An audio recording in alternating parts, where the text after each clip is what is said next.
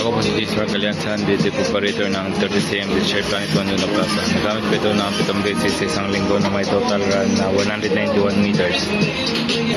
Ito po yung head. Capping at wiper. Ganito naman po yung tamang pag-18. Tapos pag-18 pa natin ipunasan ng capping at wiper. Ganito na po yung tamang pag-nasa test. Buo naman po siya.